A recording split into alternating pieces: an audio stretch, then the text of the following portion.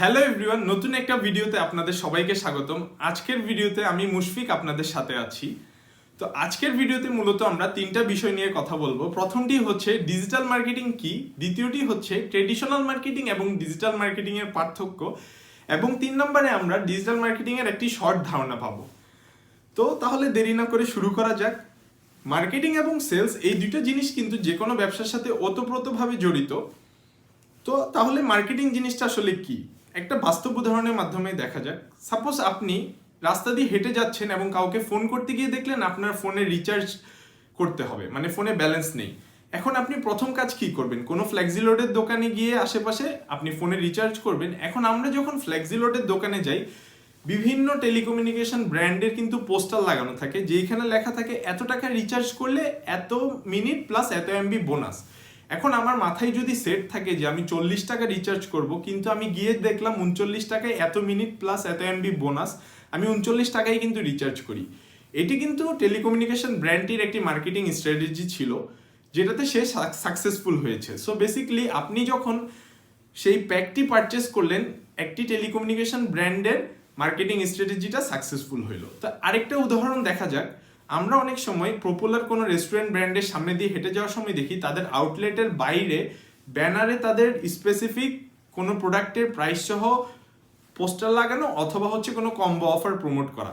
তো এইটি কিন্তু একটি মার্কেটিং স্ট্র্যাটেজি। আমাদের অনেক সময় নিজের অনিচ্ছা থাকা সত্ত্বেও, মানে নিজের ভিতরে ইচ্ছা না থাকা সত্ত্বেও আমরা রেস্টুরেন্টে ঢুকে ওই অফারগুলো অ্যাভেল করে থাকি। এই ক্ষেত্রেও কিন্তু রেস্টুরেন্ট কর্তৃপক্ষের মার্কেটিং স্ট্র্যাটেজিটা সাকসেসফুল। 3 নম্বরে আরেকটা উদাহরণ যদি দেখি, আমরা অনেক সময় ফ্লাইওভারের উপর দিয়ে যাওয়ার সময় দেখি চারপাশে অনেক বিলবোর্ড। এখন একজন যদি যাওয়ার সময় দেখলো একটি গাড়ির নতুন ব্র্যান্ডের একটি অ্যাড, তো সে যদি একটি পটেনশিয়াল কার ইনথুসিয়াস্ট হয়ে থাকে, সে অবশ্যই ওই নতুন মডেলের গাড়িটি সম্পর্কে মোবাইলে সার্চ করলো। এই ক্ষেত্রেও কিন্তু কার ব্র্যান্ডটি সাকসেসফুল তার মার্কেটিং স্ট্র্যাটেজিটার ক্ষেত্রে। তো এতক্ষণ আমরা যেগুলো শুনলাম এগুলো সবই কিন্তু ট্রেডিশনাল মার্কেটিং এর আন্ডারে পড়ে। Poster, banner, billboard and TV চ্যানেলে বিজ্ঞাপন সব কিছু। এখন এই ট্রেডিশনাল মার্কেটিংটাই যখন আমরা কোনো ইলেকট্রনিক ডিভাইসের মাধ্যমে ইন্টারনেট ব্যবহার করে দেখে থাকি, বা কোনো ব্র্যান্ড আমাদের কাছে ইন্টারনেট ব্যবহার করে তাদের প্রোডাক্ট প্রমোট করে থাকে, তখনই জিনিসটা ডিজিটাল মার্কেটিং বলে গণ্য হয়। ডিজিটাল শব্দটা শুনতে অনেকটা ছোট হলেও ডিজিটাল মার্কেটিং জিনিসটা কিন্তু অনেক ব্যাপক। এর কিছু প্রাইমারি ক্যাটাগরি আছে। সাপোজ ডিজিটাল মার্কেটিং জিনিসের জন্য প্রথমেই যে জিনিসটা মূল, সেটা হচ্ছে আপনার প্রোডাক্টটি কোন ক্যাটাগরি বিলং করে। সেকেন্ড হচ্ছে আপনার পটেনশিয়াল টার্গেটেড অডিয়েন্স কারা, বা আপনার প্রোডাক্টের জন্য পটেনশিয়াল অডিয়েন্স কারা। তারপরে একটি প্রপার মার্কেটিং স্ট্র্যাটেজি বা একটা বিজনেস আইডিয়া, তারপরে হচ্ছে মার্কেটিং বাজেট। তো একটা উদাহরণ দিয়ে দেখানো যাক। সাপোজ আমার কাছে একটি কলম আছে এবং আমি এই প্রোডাক্টটি অনলাইনে ডিজিটাল মার্কেটিং করতে চাচ্ছি। এটার জন্য আমার প্রথম যে জিনিসটা জানতে হবে সেটা হচ্ছে এটা কোন ক্যাটাগরি বিলং করে। একটি কলম অবশ্যই বুকস অ্যান্ড স্টেশনারি ক্যাটাগরিতে বিলং করে। এখন আমার ক্যাটাগরি ডিফাইন্ড। নাও এটার পটেনশিয়াল টার্গেটেড অডিয়েন্স কারা। কলমের জন্য পটেনশিয়াল টার্গেটেড অডিয়েন্স বেস কিন্তু অনেক বড়, কারণ হচ্ছে একটি কলম কলেজের স্টুডেন্ট, স্কুলের স্টুডেন্ট সহ রেগুলার বেসে আমরা সবাই ইউজ করে থাকি। তো আমার এই ক্ষেত্রে জিনিসটা অনেকটা ইজি হয়ে গেল, কারণ আমার পটেনশিয়াল অডিয়েন্স সাইজ অনেক বড়, আমি অনেক বড় অডিয়েন্সের কাছে রিচ করতে পারবো। এখন আমার দরকার একটা প্রপার মার্কেটিং স্ট্র্যাটেজি, কারণ মার্কেটে এত এত কলমের ব্র্যান্ড থাকা সত্ত্বেও কেন মানুষ স্পেসিফিকভাবে আমার কলমটি কিনবে। এরপরে দরকার আমার ব্র্যান্ড স্ট্র্যাটেজি বা মার্কেটিং স্ট্র্যাটেজিটা প্রমোট করার জন্য একটা মার্কেটিং বাজেট। তো সাপোজ মার্কেটিং বাজেটের কথাই যদি আরো বলা যাক, সাপোজ আমার কলমের জন্য পটেনশিয়াল অডিয়েন্স সাইজ হচ্ছে 500 জন যারা কলমটি সম্পর্কে ইন্টারেস্ট রাখে। এখন আমার 500 জন মানুষকে রিচ করতে হলে আমার বাজেট দরকার 10 টাকা। আমি 10 টাকা দিয়ে একটি অ্যাড প্রমোট করলে আমার 500 জন মানুষের কাছে অ্যাডটি যাবে, কিন্তু আমার বাজেট আছে 5 টাকা। তাহলেও কিন্তু আমি অ্যাড চালালে 250 জন মানুষ, মানে 50% বা 50% অডিয়েন্স রিচ করতে পারবো।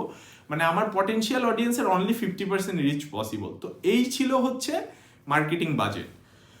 তো এখন আমি একটা স্পেসিফিক বাস্তব উদাহরণ দিয়ে বলি। আমাদের দেশের একটা স্বনামধন্য মোবাইল ফিনান্সিয়াল সার্ভিস হচ্ছে নগদ। নগদের ফেসবুক পেজ ফলো করলে আপনারা দেখবেন। তো এর আগে বলে রাখি, ডিজিটাল মার্কেটিং এর জন্য অনেকগুলো প্ল্যাটফর্ম আছে, তবে ওয়ার্ল্ড ওয়াইড যেই প্ল্যাটফর্মটা প্রাইমারি হিসেবে গণ্য হয় সেটি হলো ফেসবুক। ফেসবুকের মাধ্যমে যে কোনো ব্র্যান্ড তাদের মার্কেটিং স্ট্র্যাটেজি প্রমোট করে থাকে, তারা শুরুটাই করে কিন্তু ফেসবুক দিয়ে। তো নগদের ফেসবুক পেজ ফলো করলে দেখবেন তারা বিভিন্ন সময় বিভিন্ন অফার প্রমোট করে থাকে তাদের মার্কেটিং স্ট্র্যাটেজির মাধ্যমে। তো আমি একটা অফার খেয়াল করে দেখছি, তারা হচ্ছে বিভিন্ন ইলেকট্রনিক ব্র্যান্ডের সাথে প্রমোশনটা চালাচ্ছে হচ্ছে এইভাবে, সাপোজ নগদে পেমেন্ট করে কোনো ইলেকট্রনিক প্রোডাক্ট কিনলে এত % ডিসকাউন্ট।